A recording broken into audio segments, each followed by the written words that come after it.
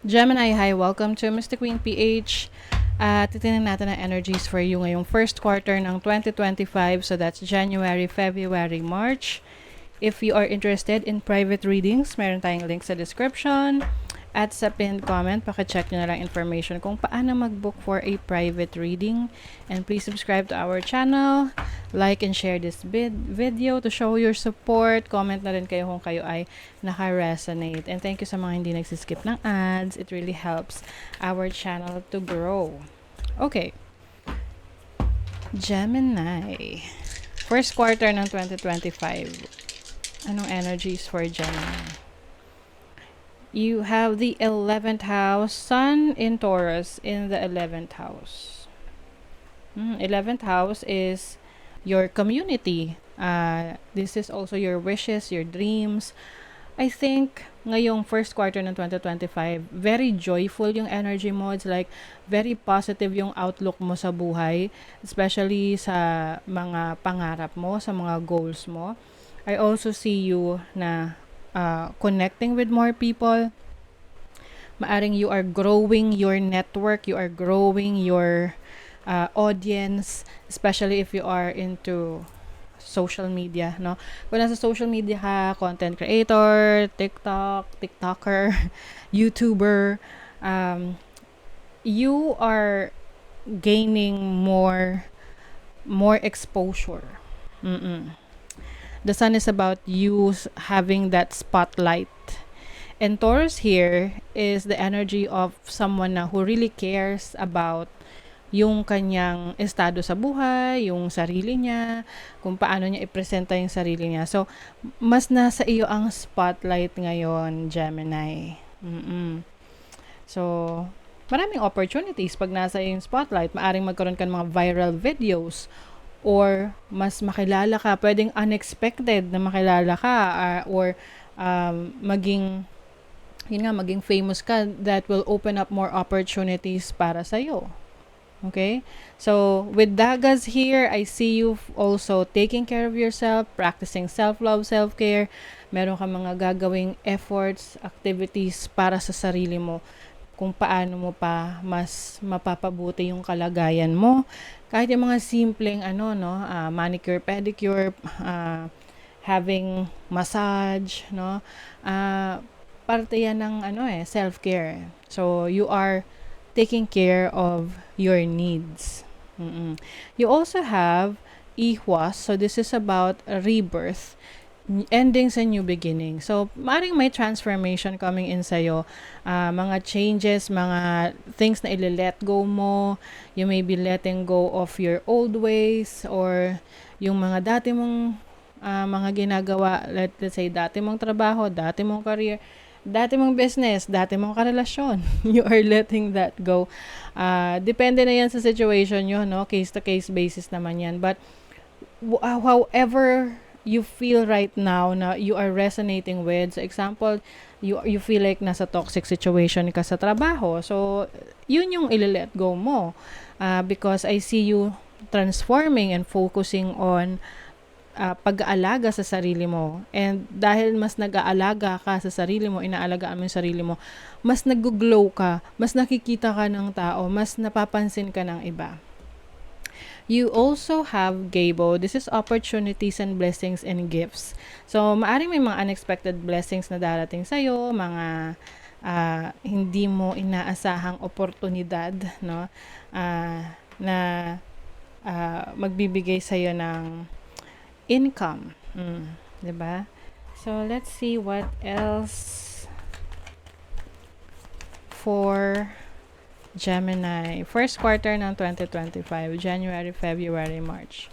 Your overall energy, the star. Aquarius energy to. That makes sense kasi 11th house is also about, it's related sa Aquarius energy, which is someone na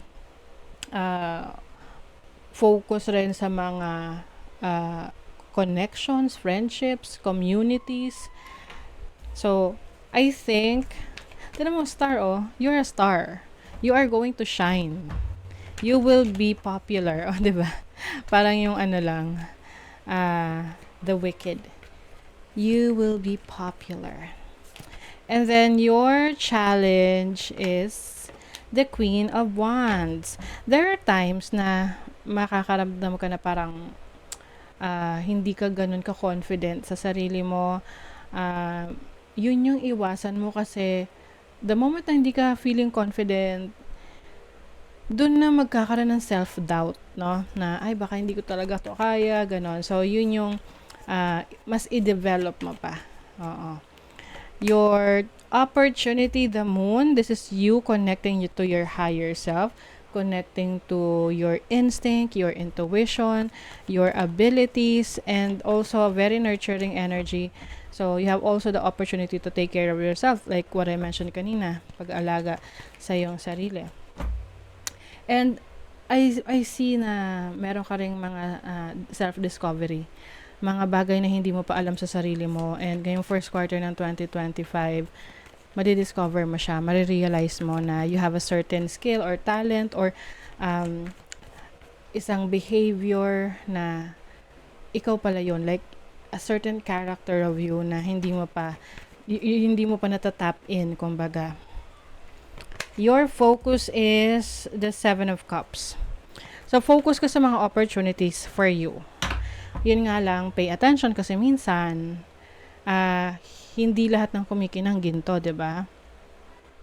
So, piliin mo yung mga options na kung saan mas nakaka-relate ka or you really connect with spiritually or deep within you. That's why may opportunity ka rito to tap into your instinct, your intuition. Ano sinasabi ng intuition mo?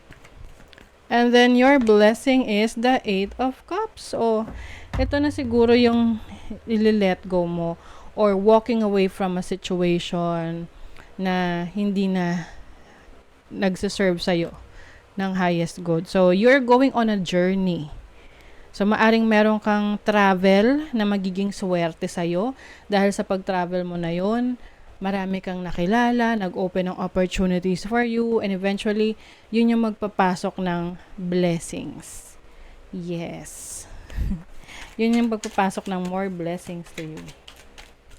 Let's see what else, Gemini. Ooh, creative force. You are going to be creative. You are going to tap into your talents, your skills. Ayan, no? Maaring may mga gagawin ka ring mga escapade, getaway. Yung tipong bakasyon with your friends, with your family, loved ones. Very intimate tong mga vacations na to or pagsasalo-salo. Merong rejection. Ano tong rejection na to? Changing. I think meron mga tao na iiwas sa'yo kasi nakikita ka nila na nagbabago ka na sa paningin nila. Oo, 'di ba? Na you feel like you are being rejected by them kasi feeling nila hindi na nila tanggap yung ikaw, yung bagong ikaw. So, it might worry you, pwedeng mag-alala ka dyan na bakit ganon. But, sabi nga nila, yung mga tao raw na talagang meant to be na nasa buhay mo, they will stay. Inspiration. You will have this inspiration. I think this is creative inspiration for you. Grace's blessing, grasya, and also energy. So, I think, ngayong first quarter ng 2025, magkakaroon ka ng strength, lakas, energy, sapat para magawa mo yung mga goals mo. I think, yung mga iiwanan mo rin na situation, magkakaroon ka ng lakas ng loob na finally talikuran na yon because you feel like there is better for you somewhere. 'Di ba? Nire-reassess mo yung situation mo. And you are thinking about the possibilities. Oh my God. Nagiging open na yung sarili mo sa possibilities. Kung ano pa yung pwede mong ikaunlad. Sabi rito, you have the right to change your mind. Yes. Kung meron ka ng naging plano, tapos Even if you're taking action, gumagawa ka ng action dun sa plano mo na yon at nakikita mo na parang, alanganin, mukhang dito magiging okay, you can have the right to change your mind kasi alam mo sa sarili mo rin na maaring hindi yun magandang idea for you. And now, nagkakaroon ka ng mga downloads, mga magagandang ideas na pwede mong i-consider. You are going to focus your attention on what could go right, kung ano yung pwedeng maging maganda na resulta sa mga ginagawa mo. Okay? So that is your reading, Gemini. Thank you so much. See you again.